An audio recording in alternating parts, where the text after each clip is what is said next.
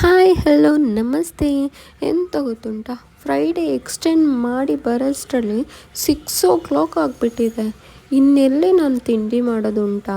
ಅದಕ್ಕೆ ನನ್ನ ಹಸ್ಬೆಂಡ್ನ ಪ್ಲೀಸ್ ಇವತ್ತು ಲೀವ್ ಮಾಡಿ, ಏನಾದರೂ ಹೇಳಿ ಲೀವ್ ಮಾಡಿ ಅಂತ ಕನ್ವಿನ್ಸ್ ಮಾಡಿದೆ.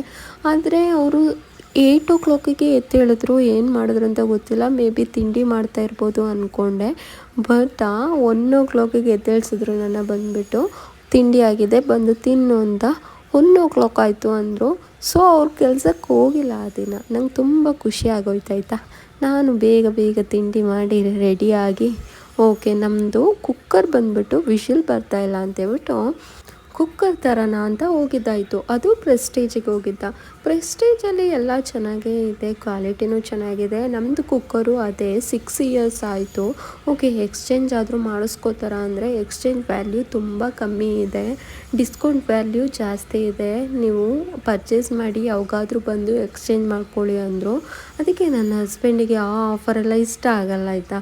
ಅವರು ಆನ್ಲೈನಲ್ಲಿ ನೋಡೋದು ಜಾಸ್ತಿ. ಅವರು ಎಕ್ಸ್ಪ್ಲೈನ್ ಮಾಡ್ತಿದ್ರೆ ಇವರು ಆನ್ಲೈನಲ್ಲಿ ಎಷ್ಟಿದೆ ಅಂತ ನೋಡಿ ಚೆಕ್ ಮಾಡೋದಾಯ್ತಾ.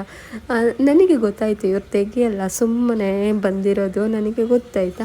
ಇಲ್ಲಿ ನೋಡಿ ಇದು ಚೆಂದ ಉಂಟಲ್ಲ, ಕ್ಯಾಪ್ಚರ್ ಮಾಡಿಬಿಟ್ಟೆ ನಾನು ಹಿಂಗೆ ಸುಮ್ಮನೆ ಅವರು ಹೆಂಗಿದ್ರು ತೆಗಿಯಲ್ಲ ಅಂತೇಳ್ಬಿಟ್ಟು ಮಿಕ್ಸಿ ಎಲ್ಲ ನೋಡಿಕೊಂಡು ಏನೇನು ಹೊಸದಾಗಿ ಬಂದಿದೆ ಅಂತ ಅದನ್ನೆಲ್ಲ ನೋಡಿಕೊಂಡು, ಓಕೆ ಇವ್ರೆಂತ ಹೇಳಿದ್ರು ಗೊತ್ತಾ ಲಾಸ್ಟಿಗೆ, ನಮ್ಮ ಅಮ್ಮನ ಕರ್ಕೊಂಡು ಬರ್ತೀನಿ, ನನ್ನ ಹೆಂಡ್ತಿಗೆ ಏನೂ ಗೊತ್ತಿಲ್ಲ ಅಂತ.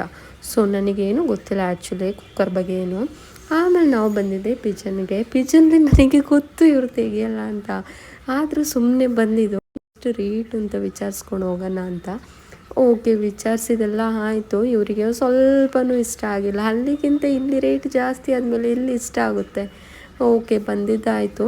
ಬಂದುಬಿಟ್ಟು ನಾನು ಉಪ್ಸಾರು ಮತ್ತು ಕಾಳು ಸಾಂಬಾರು, ಕಾಳು ಗೊಜ್ಜು, ಇದನ್ನ ನಮ್ಮ ಕಡೆ ಎಲ್ಲ ಮಾಡಲ್ಲ. ಬಟ್ ಸ್ಟಿಲ್ ನಾನು ಬ್ಯಾಂಗ್ಳೂರಿಯನ್ ಬಂದಿರೋದ್ರಿಂದ ಬ್ಯಾಂಗ್ಳೂರಿಗೆ ಅಡ್ಜಸ್ಟ್ ಆಗಬೇಕಲ್ಲ. ಆಮೇಲೆ ಒಳ್ಳೆ ಮೂವಿ ನೋಡಿ ನನ್ನ ಹಸ್ಬೆಂಡ್ ಮನೇಲಿದ್ದರೂ ಆಫೀಸಲ್ಲಿ ಹೋದರೂ ಬೇಜಾರಾಗುತ್ತೆ. ನಿಮಗೇನಾದರೂ ಬ್ಲಾಗ್ ಇಷ್ಟ ಆಗಿದ್ರೆ ಲೈಕ್ ಮಾಡಿ, ಶೇರ್ ಮಾಡಿ,